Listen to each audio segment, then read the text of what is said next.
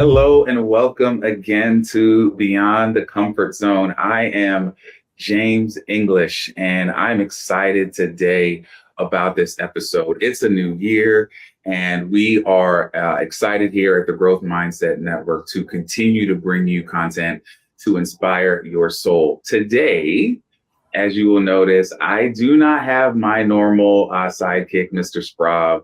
With me, I have an incredibly special guest that will be with me today talking about our topic, Nina Guilford, who I've known for a long time. Hello, Nina, and welcome. Hey, James. Hey, Growth Mindset community. How are y'all today? How you doing? Thank you, Nina. So Nina, again, as I mentioned, go back a long ways. I think 2002 is when we first met, 2002, 2003, that time frame is when we first met, and we've had an opportunity to work together, live in the same community over the years. And she is a wonderful family friend to not only myself, my wife, my kids, everybody in between. So, Nina, again, you also bring a special set of skills. Can you just tell the audience a little bit about your coaching background and maybe give them a little bit of color on that side of you as well? Oh, yeah. So I would say I have, oh gosh, one, I have a PhD in life. We're just going to start there. A PhD in life. But I do come with, leadership background, coaching and leadership development. It's the thing I love to do. And I am a professional coach. I've had my own business coaching and developing not just young leaders, emerging leaders, but executives, CEOs. The thing I love most is coaching women and women of all ranges, but those that really truly have not figured out what the secret sauce is of life. And there is no secret sauce for everyone. You have your own special secret sauce. So helping women figure out what their special secret sauce is, that's what I love to do. Oh, well, listen, I'm sure this won't be the last time you are on the channel. So as we jump into it today, folks, listen, get to know Nina's voice. We will definitely drop her connects in the description of the videos. And so if you feel compelled, you can reach out to her as well. So what does that mean? So today, what are we talking about? So I did a little bit of a poll and I got some really interesting topics back of what people want to hear. And by all means, if you have a topic you want to hear about, feel free to send me a message, send Garen a message, and we will make sure to evaluate that and bring that forward here in 2026. The topic today, as you can see from the title of the video, is burnout. Burnout. We all feel it, but how do we cope with it? So Nina, let's jump right into it. When you hear the term burnout, what comes to mind? Exhaustion. Ah, Yeah, exhaustion. The other word that comes to mind is craziness. Craziness. mm, And then the other part is commitment, mm. right? So when people talk about burnout, it's like, no, but I'm committed to doing the thing. And so they want to go so hard. Um, and then the other word I hear, but not is not often spoken of, is fear. Mm. Okay, fear. Tell me a little bit more about fear. How does that play into the burnout formula? Yeah. So the fear of FOMO is one, right? Fear of missing out. But there's also this fear of not being left behind or not being good enough. And so you continue to go and go and go and go. You want to be the best parent. You want to be the best um, executive. You want to be the best friend. So you continue to go, go, go. And there's no off button. You are just on, and you are everything to everyone. And so that is burnout, but it's burnout due to fear of something else. Something else is driving you to get there. It's not just, I want to be the best. It's you want to be the best, but why? Mm. So what's motivating this energy you're spending on all of these things that perhaps may or may not be adding the most value to you? We're going to get into that because that's a critical component, I think, of the message here. And so I've got some good notes. We're gonna go into this. I want your reaction to this picture. I'm gonna pull up. What what does this picture say to you? Nina, after a long day of doing all the things, I'm done. That's what it says. I'm done. I got nothing else. I'm done. I surrender. Oh man, what really hits me about this picture is clearly this individual is at a desk, so Mhm, by default they're working, right? They're mhm, doing some activity that may not be the most fun, may not be the most pleasant. Their laptop is open in front of them, mhm. and they're holding up. I call that the white flag of low energy. I That like it. battery that she's holding up, which is the white flag of low energy. She is saying as loud as possible, I am where I am because I've got nothing left in the tank. And that Yeah. is such a compelling thinking, also like well known. Like everybody feels this. Everybody has had this moment. Some people multiple times a day, some people multiple times a week. But this says so much about the mindset of and the definition of what it really means to feel burnout, to sense it's coming. Again, we'll get to that, and to how that really manifests in our life. So again, I threw that out there because I felt um, it would be a great way to kind of kick this conversation off. And I've got some questions for you, Nina, as we But kind wait, of James, before we go okay, back, throw the picture back okay, up again. okay, let's do this. Oh, Yes. that's even better. So that as an entrepreneur, people are Mm, familiar with that. As an entrepreneur, solopreneur, you are what you may have a day job and then you might have a side hustle and that you're doing that at night. That you're giving everything you can because you feel like, hey, I know that there's something else that I'm supposed to do yeah. and you are continuing to move in that direction. That is fair. It's not necessarily fear based, but it is like I have these things that I know I must do in order for me to Mm, continue to move forward, whether it's in my purpose or my assignment or whatever the case may be. So when you're raising the white flag, it's almost like, Lord, I need some help.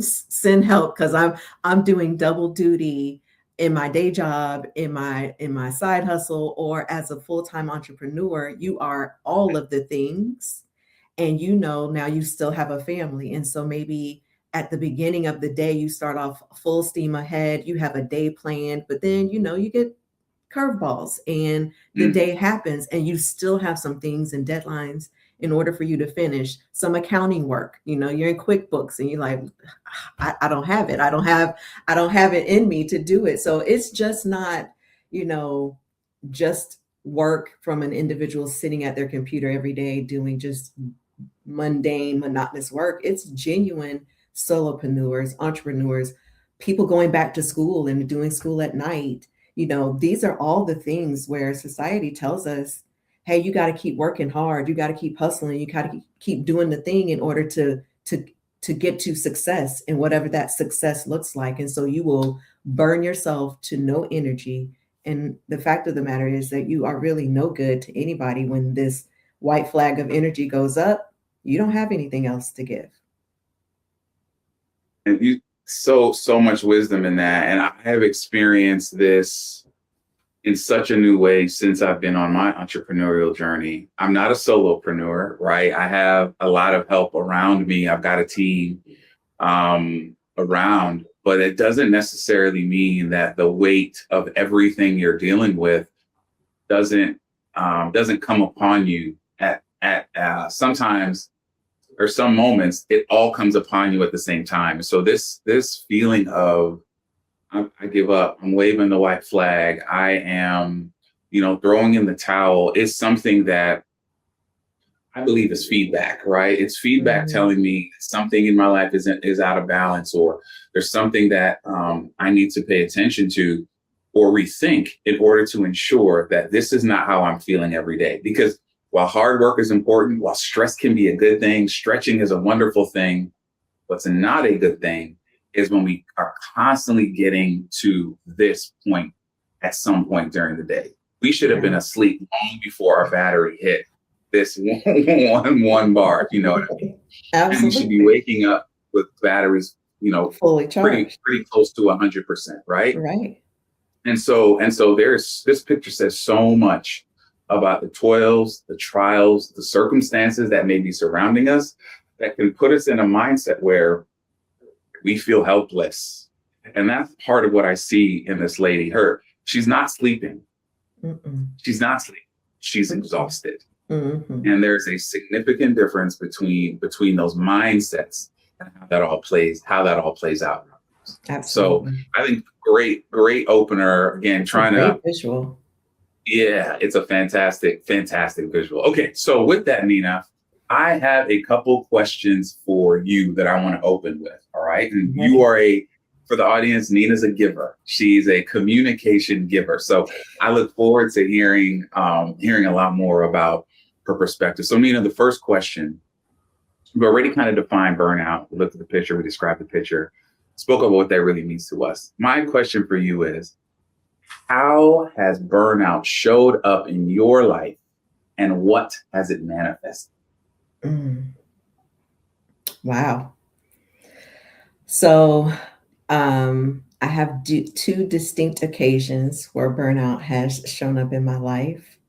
Okay. One of them actually involved James English. It really did. And it was a time where we were working together. And for me, it was I couldn't let the team down. There was so much going on, so many projects, I couldn't let the team down. And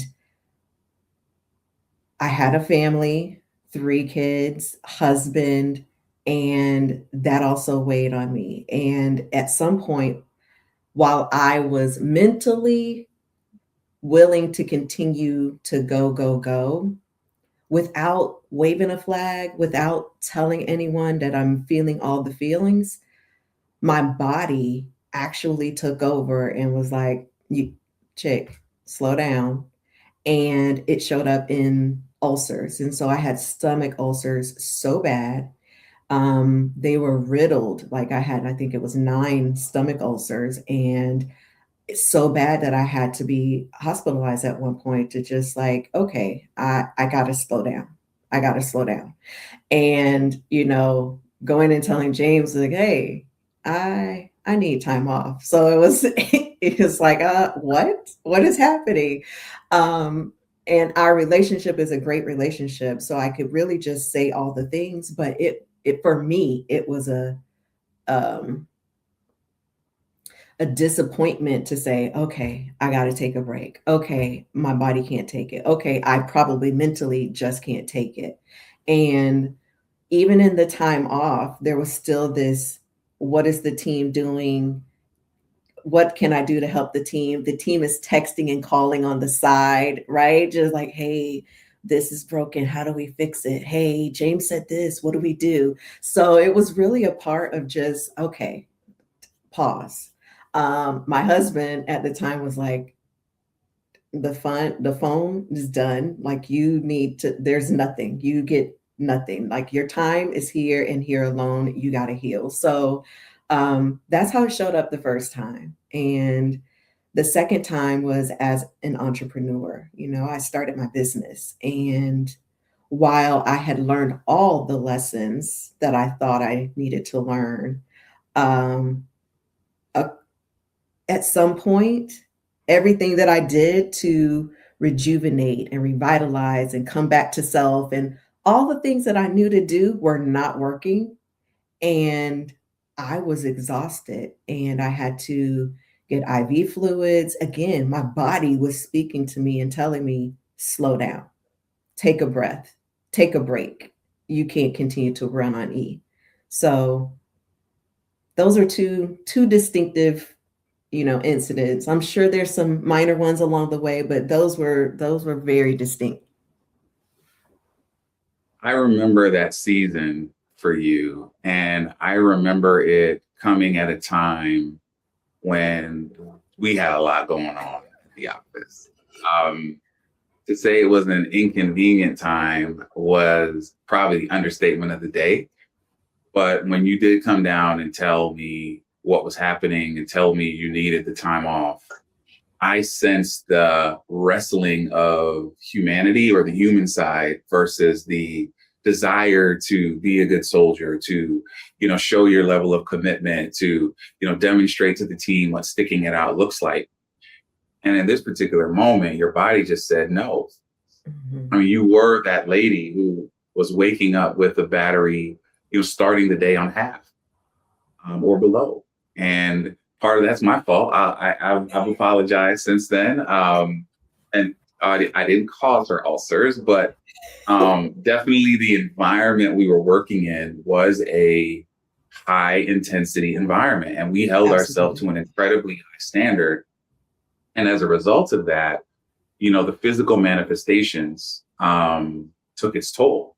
I mean, I answer this question not very differently. Now, I have high blood pressure, as you know, that's more of a hereditary thing. But the way that has manifested and controlled my health over the years has been something that I've underrepresented in my own kind of attention, right? I've just said, oh, it's hereditary. I'm going to have it no matter what. I'll take the medications. My blood pressure is what it is, and I'll figure out how to survive. At the end of the day, got to a point where it got so out of control that the circumstances of my life had to completely shift. I mean, my whole world had to be turned upside down for me to get for me to get it that, hey, man, you need to take care of yourself. And so this concept of burnout and how it attacks our health is one. For me, I'll add one other thing.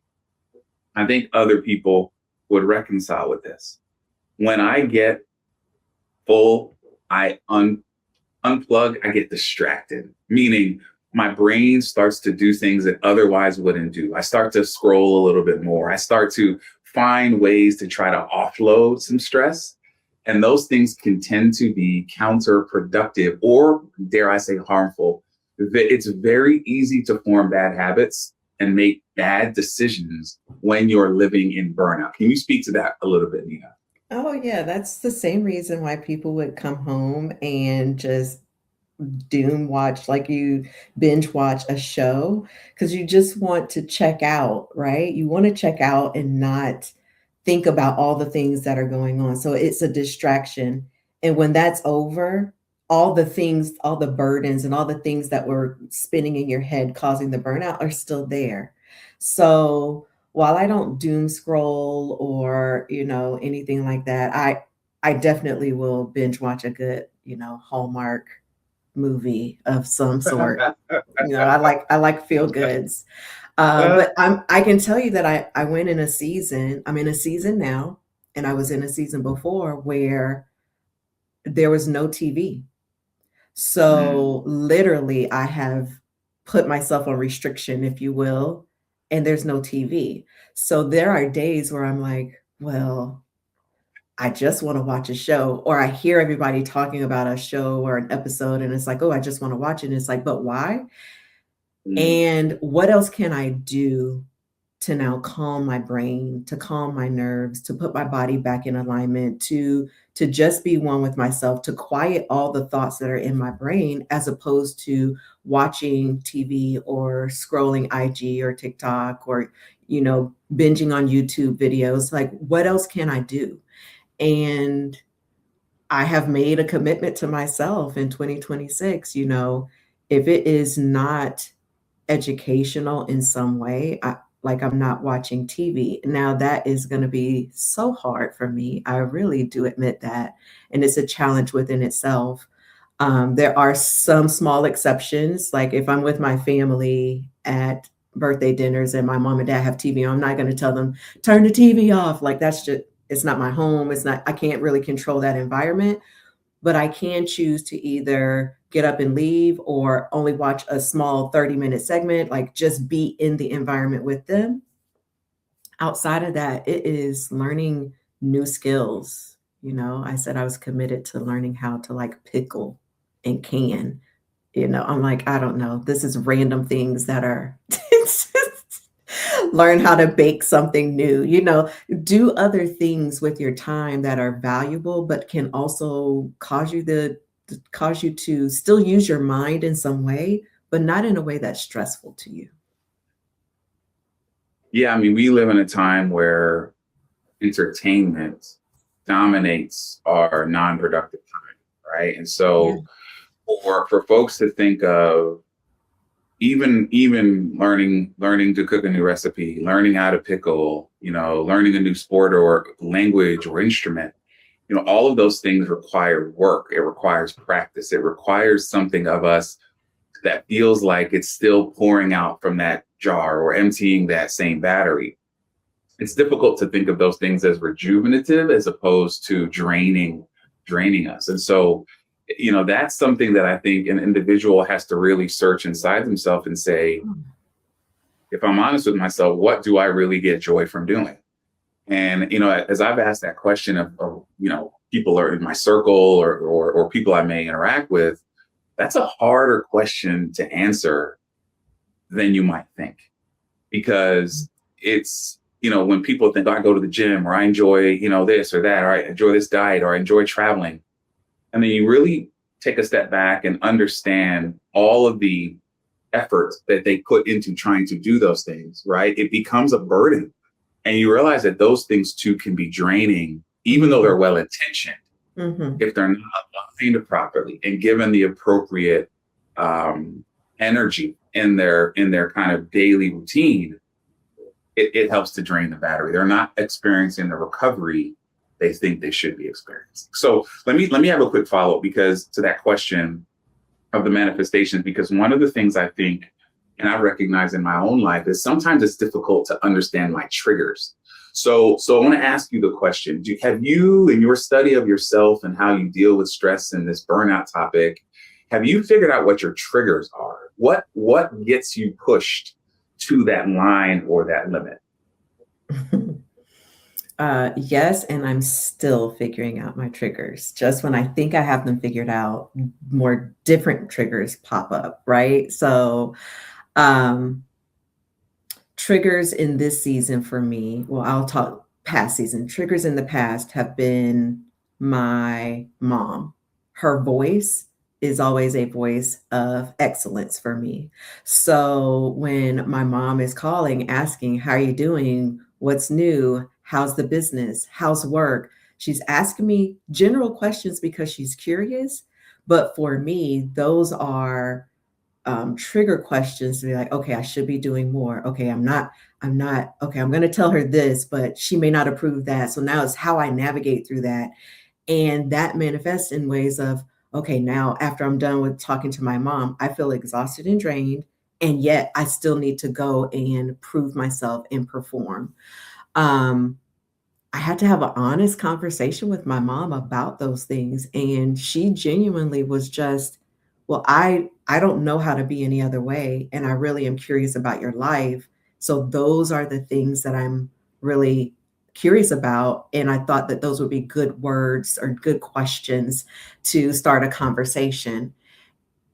We now have different types of conversations. We have, different things that we talk about, but that used to be a trigger. The other triggers for me right now are seeing emails in my inbox over a certain number. That is a trigger. When I have so many emails in my inbox, my brain literally shuts down and I cannot function, and I begin to spiral, and it's like, why are there so many emails? People can say what they need to say in a text, a chat, like there's so many. I don't I just I can't process it. And that is a it's something I'm working on. I have not mastered So, just yet. so I'm using if I go Copilot to help back, me. yeah, if I go back into my memory bank, this is something, because we used to live in a high email environment, high Yeah, email, yeah. hundreds of emails a day, Uh-huh. flying back and forth, and we all struggled with it. So this is a newer adoption, I'm guessing, in terms of feeling the pinch of what Uh-huh. I have not gotten to, and I've heard this from a lot of people. It's a particular personality type, I think, that probably feels this way. Is that it's almost like a cluttered desk. I've got a pile of things sitting on the desk I've not gotten to.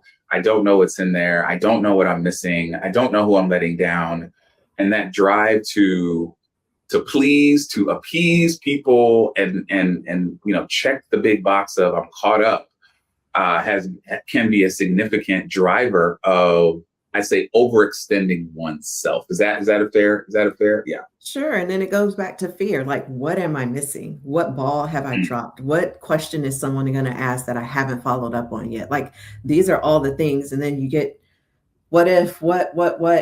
And it's like, oh God. Well, if you haven't followed up, just mm, follow up. At some point, mm. just followed up. And if someone hasn't reached out to you to say, hey, where are we with this? They're in their own little email jail, They're if you living their will. life. So, They're living their so life. it's a thing that I am still working on, still Okay. working through. Yeah. Yeah. I mean, man, triggers for me. This is something I'm, full transparency, still really working on. Um, I whenever there is a lot of scheduled deliverables in a very short period, Mhm. I know I can get hyper aware, right? I become Mhm. hypersensitive to my environment. I become hypersensitive to communication.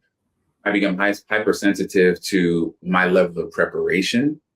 And when I feel as though what's coming is bigger than where I am in that moment, and I allow all of those things to come into my mind at the same time, you better believe I'm going to have a moment. And so I've worked really hard to try to live in the moment. And we have a mutual friend that has been very beneficial to me with some advice he gave me back in 25, Garen, our co-host, where you got to let feelings pass through you. You can't hold on to them, right? Cannot. If you give them their minute, if you give Yep. them their due in a moment, they'll flow through. And your capacity to then take on what's next, your capacity to live in that next moment will be there, and your odds of success go way up. And so I recognize, for me, the triggers are so many things happening at the same time in a condensed period. And part of it's because I put so much pressure on myself to perform. I have, as you know, I'm very particular about standards and excellence and quality, and everybody around me knows those things. And now, but at the end of the day, I'm leading teams that are bringing that to life. It's not James doing everything. It's James working with, fill in the blank team, or individual, to bring those things to life. And that can be a very difficult thing and triggering thing if it's kept out of balance. So it's been a lot of work for me to make sure that I'm balancing my expectations and knowing that I'm on a conveyor belt. And at the time when I need to be ready for those moments, I have to trust that I will be ready for the moment. And knowing that and preparing for the inevitable variabilities and challenges that will come is another way that I've tried to offset some of the natural anxieties and triggers that come with high expectations, Nina, and an internal drive to push yourself to do more. And I would not say, you might disagree with this point, I don't think I'm an ambitious guy. I just Yes, think I hold disagree. myself. Huh? You I disagree say with that? yes, Let me. disagree. Yeah, I figured you did. I don't think I'm an ambitious guy. I just feel like I'm a driven guy, and there's a difference in my mind. Mhm. Because ambition denotes like you're trying to take over the world. I don't want to take over the world. I want to be the best version of myself I could be. So I'm driven and very hard on myself to push myself forward as far as I can. And that mindset, even that thought process, can lead to burnout. Any Oh, comment on that? absolutely. I Yeah. have a question for you. So, Yes. I've known you in the corporate space for many Yes. years, and I've seen Yes. many evolutions of you, some of which I have worked for you, some I've worked with you, some I've just seen from afar, right? But I've gotten a chance to see a multitude of evolutions of James. What is it that is still a trigger for you now that was a trigger for you in the corporate environment? Mm. What is still a trigger for me now that was a trigger for me in the corporate environment. Hmm. Okay. Ooh, a disproportionate ratio of negativity to constructive feedback.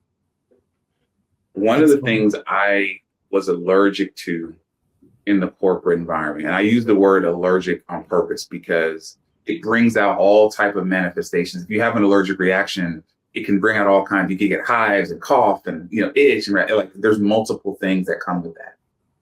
And for me, I was never afraid of constructive feedback. Give it to me. I love it. I welcome it, right? I encourage it. But if the balance of negativity, just being negative, to be counterproductive, as opposed to trying to put our energies and efforts into getting better and improving, I just couldn't take that. And I still can't. So I try to make sure, even as I build my business, that if we have to if we have to have some hard conversations, if we have to make some hard decisions, it's done with, obviously we got to get out. Here's what happened. But then let's talk about and spend our energy on either how do we not have it happen again, or what do we need to do to recognize it earlier and respond better? You're not always going to be able to plan away all the issues you're going to face. So being flexible is a part of that. But being in an environment where you can focus on how we move forward instead of just digging the hole of what happened, that negativity that tears me down in a way that I've never figured out how to just wish that part of it away. Because in that moment, somebody is making a choice to spin around this narrative to create momentum that's counter to that person or the team. And so that's just something I've never done well with. And that is such a big part of corporate America. And the higher you go, the more this becomes a reality. There always has to be someone to blame. There's always someone accountable. When you're a VP or a senior VP or an executive VP, you are accountable to run large parts of companies. And in doing so and accepting that role, you're accepting that you are the backstop of accountability. And so that if something doesn't go right, if you miss a target or miss a goal by some incredibly, by material margin, that you are likely going to come under the scrutiny that you hope is constructive, meaning you hope it's a conversation. What happened? How did we miss it? Those are fine questions. But when we get to the place where it's personal, when we say, James, what did you do? How are you, why did you let this happen? What, and the weight of that whole thing comes down on you with no relent. That is where I've had challenges. And I'm a high accountability guy. It's just when there's accountability and no desire to solve the problem for the future, that's where I struggle. Well, so I'm sure that within itself causes burnout, right? So there's this level Correct. of fear. Am I going to say the right thing? Am I going to do the right thing? I'm never in the right place at the right time for the right person in the right season. Like, I can't get it right. So no matter what I do, I can't get it right. It seems that I just can't get it right. So what would you say to the individuals that are on here that are in some high stress, high intensity, high accountability positions where they are at a point of burnout and now they got to get back to this place of, okay, right now I'm burnt out, but I know that I have some accountability for myself to bring myself Mm, back to zero. How do they mm. begin to fill their cup to just simply get back to zero so tomorrow they can do it all over again? Yeah, so we're going to get to some kind of coping mechanisms here in a minute, because again, this episode is about how we cope with burnout. But I'll give this one kind of thing I've been working hard on, and that is know my value. Mhm. Know your value. There is no greater for me, there has been no greater challenge in my life, in career, more professional career, than truly understanding my value. And what I mean by value is the gift of the experiences I've had, the places I've had a chance to work, the people I've had a chance to meet, the things that people can't take away from you, the things that have helped develop and mature you and grow you in experiences and wisdom and all the things that come with that creates a value. It's an intrinsic value that's in you that cannot be shaken by anyone else. And it took me a really, really, really long time to know and understand that value and to trust that that value is real, to trust that it was worth something outside of the places I work. Many people may be working for organizations that they've been with a long time and they feel like there's a loyalty and a connection to that company or that institution. And so sometimes your value can get intermixed with that organization. And until you come into a period where there's now strife or struggle, and you see that organization now act on its own behalf and leaves you out, what do you mean? I was here, I've worked here for 20 years and I've done all of that. That's how you know you've lost your identity into something else, is when you are trying to explain and justify to yourself how you became an outcast from something that was never meant to underpin your value. It was never meant to construct who you become. It's a process and a point in your life where you've had a set of experiences, you've learned a lot, you've taken all that with you, and now you get to move on to something more exciting. And I did not see that, Nina, and it caused me pain. It caused me grief. It caused me depression. It cost me cycles that I probably lost spinning when I should have been moving forward. And again, no one told me this. Everybody. I come from a household and a background where sticking it out has currency, right? You stick out a struggle, James, long enough. You show them who you are by sticking it out. And in doing that, there's nothing wrong with sticking it out. And we should not run from every challenge and burden we face. There is something to be said from knowing when your value is now greater than the circumstances you're in, and you knowing that and taking that and going and doing something with it that can continue to build you, continue to build the community that you're in, and whatever you decide to do next. Like, there is something to be said for that. That's so good. I would add to that, it's generational too, right? So we were raised by a generation that stuck it out.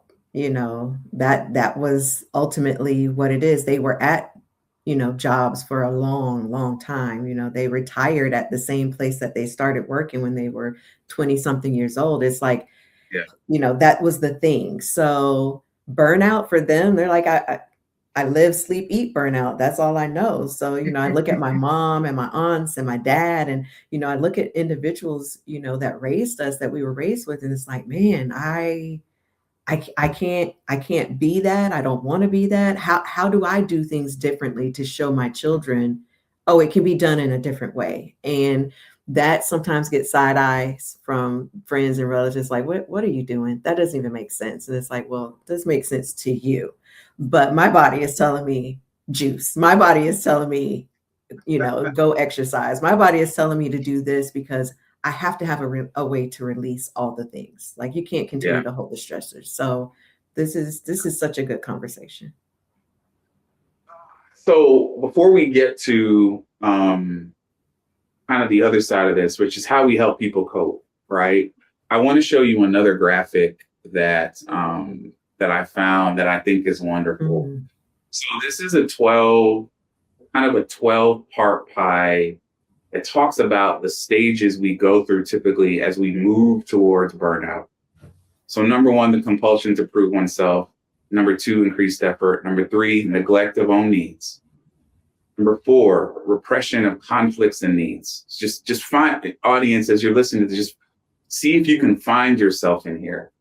Number 5, reinterpretation of values. Number 6, denial of problems. Number 7, withdrawal. Number 8, behavioral change. Number 9, depersonalization. Number 10, inner emptiness.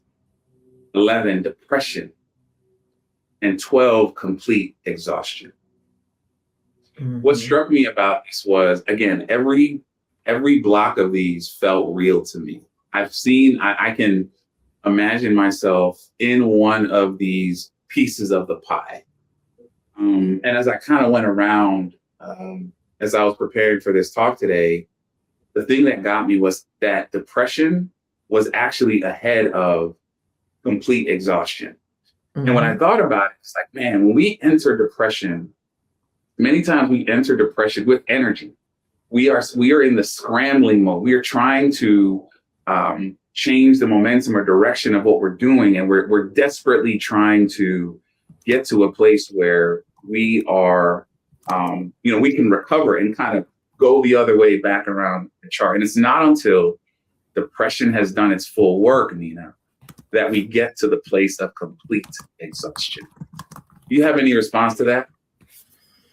Man, I can relate to so many uh, aspects of this. For myself, the number three of neglecting one's own needs.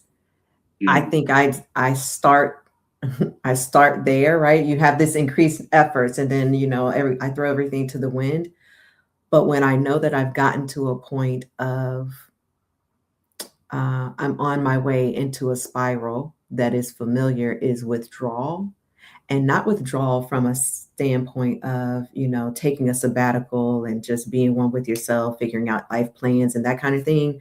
Withdrawal is like, I see all the things and I'm almost like an ostrich, and I just put my head in the sand because I don't want to deal with the outside that's going on. Um, and then to know that depression is this predecessor to complete exhaustion, and most people, like the epidemic of the depression right now, it's like it's so large in our community. So to know that people are already functioning, going into roles, going into marriages, going into friendships at this 10 or 11, and they're looking for someone to fill their cup up for them, right? And as opposed to, like you said, it's intrinsic. There's an intrinsic value on the inside of you. Well, that intrinsic value is, okay, do I actually sense my value? Because at most times you can't.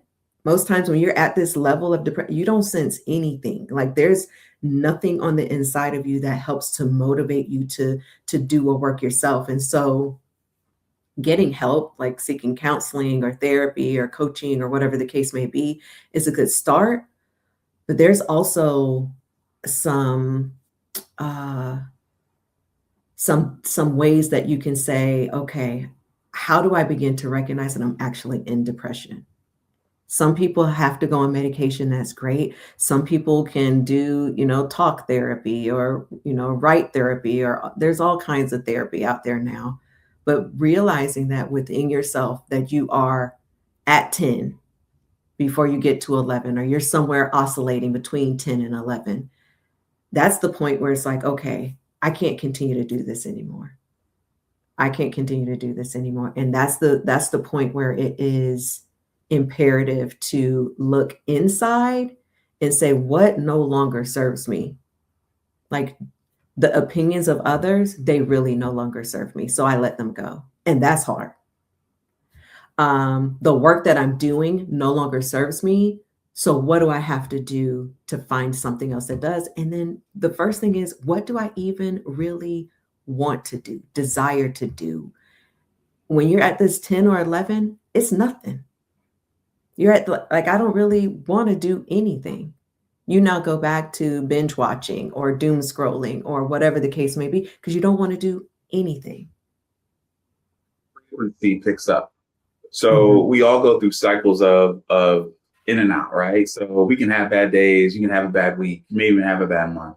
mhm, But when it becomes a perpetual thing, when it starts to become a habit, when you start skipping from 1 to 4 to 8 to 11 in rapid succession without almost any gateway or any recognition that, mhm. hey, I need to pull myself back, that's when it becomes dangerous. Yeah. And for many of us, right, like the lady holding up the battery, the visual I tell myself is, James, if you're waking up tired, brother, you have a problem. Because the odds of you doing everything you know you need to do at the level and the standard you hold yourself to is starting to misalign like the resource and the expectation. Okay. And so think of it as starting a journey through a desert with your water bottle only a quarter full. Like, you're My setting goodness. yourself up for trouble, right? So having the wherewithal and the knowledge to identify where you fit on this kind of continuum here, I found incredibly helpful to me. As again, I see myself and have seen I can put an experience or a feeling or a moment in every one of these 12 boxes. And I'm sure many of the people watching today can. But again, it's when it becomes when your default becomes depression. Anytime you hit a problem, when your default is depression, you know that you are living an out of balance life. Yes. Oh, that's so good. Yeah, we could